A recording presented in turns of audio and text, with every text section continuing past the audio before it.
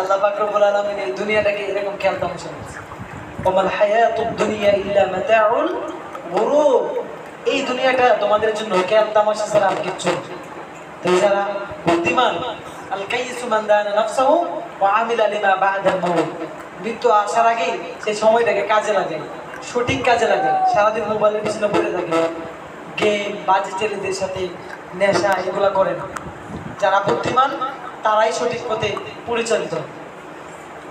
এই যে একদিন আমিরুল মুমিনিন হযরত উমর রাদিয়াল্লাহু তাআলা আনহু তৎকালীন সময়ে সিরিয়ার গভর্নর উবাদা ইবনে সামিত বা উবাদা রাদিয়াল্লাহু তাআলা আনহু, তিনি ওই জায়গার গভর্নর ছিলেন, মানে হচ্ছে ওই জায়গার প্রেসিডেন্ট ছিলেন।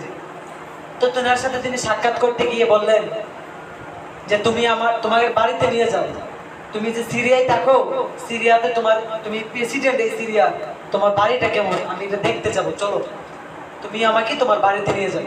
তখন তিনি বললেন, ইয়া আমিরুল মুমিনিন, আপনি সেখানে গিয়ে কি করবেন? আপনি আমার বাড়ির অবস্থা দেখে আপনি কাঁদতে পারেন, আমার বাড়ির অবস্থা তেমন ভালো নেই। তখন তারপরে বললেন, তুমি আমাকে নিয়ে যাও। তখন উবাদা রাদিয়াল্লাহু তাআলা ওনাকে বাড়িতে নিয়ে গেলেন।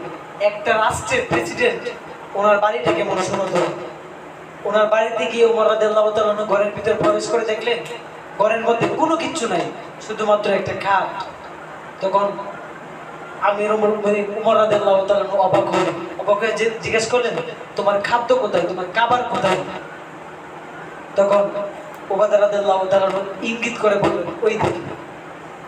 ওইখানে উমর রাদিয়াল্লাহু তাআলা দেখলেন কয়েকটা রুটি ছাড়া আর কোনো কিছু নেই। তো সাহাবায়ে কেরাম রাদিয়াল্লাহু তাআলা ওদের কাছে জীবনটা এরকম ছিল। আরেকটা ঘটনা আছে, উমর রাদিয়াল্লাহু তাআলার কাছে বিচার গেল কোন একজন গভর্নরের বিরুদ্ধে। ওনাকে বলা হলো যে আমাদের এই গভর্নর একদিন সপ্তাহে যে কোনো একদিন আসেন, সপ্তাহে কোনো একদিন তিনি ওনার গভর্নরের মন্ত্রণালয়ে তিনি আসেন, উনি মাঝে মাঝে বেহুশ হয়ে যায়। এই কারণগুলো সম্পর্কে তিনি জিজ্ঞেস করতে চাইলেন। ওই গভর্নরকে ডাকা হলো, তিনি বলল যে আমার একটা জামা আছে, যে জামাটা আমি সারা সপ্তাহে পরি, এই বৃহস্পতিবার বা শুক্রবারে আমি এই জামাটা ধুয়ে দিই, যার কারণে আমি আর আমার গভর্নরে মন্ত্রণালয়ে যেতে পারি। একটা জামা থাকলে কেউ যাইতে পারবো? ওই সময়ে শাসকদের এমন অবস্থা ছিল। তো এই জন্যই আহ্বান থাকবে বিলাসিতা না করার জন্য। বিলাসিতা মানে এই নয়, আল্লাহ পাক রব্বুল আলামিন রাসূল সাল্লাল্লাহু আলাইহি ওয়াসাল্লাম বলেছেন, লা রাহবানিয়াতা ফিল ইসলাম। ইসলামের মধ্যে বৈরাগ্যবাদী নেই। দেখবা কিছু মানুষ আছে সিরা কাপড় পরে, এখানে একটা তালি দেই, ওখানে একটা তালি দেই, তালি দিয়া পরে, যে মনে করে আহা আমার নবী জীবনে কাপড় পরতে পারে নাই। কিছু কিছু কথা শুনে বেশি অতি উৎসাহিত, অতি আবেগী মানুষ দেখবা টুপি পরে, সিরা টুপি, আর এমন কাপড় পরে, সাদা কাপড়ের মধ্যে তিলা পড়তে পড়তে এটা সাদা ছিল না কালো ছিল বোঝা যায় না। তো রাসূল সাল্লাল্লাহু আলাইহি ওয়াসাল্লাম বলছেন, লা রাহবানিয়াতা ফিল ইসলাম। ইসলামের মধ্যে বৈরাগ্যবাদী নেই। চুল বড় করতে করতে এমন বড় করে চুলের মধ্যে জট পাইতে যায়।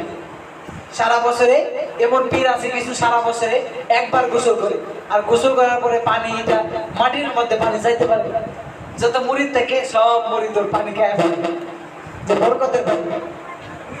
সারা বছরে একবার গোসল করে, তাও ওই পানি মাটির মধ্যে পড়ে না, যা পানি গড়ায় পড়ে সব মুরিদেরা খায় ফেলে। বুঝতে পারছো?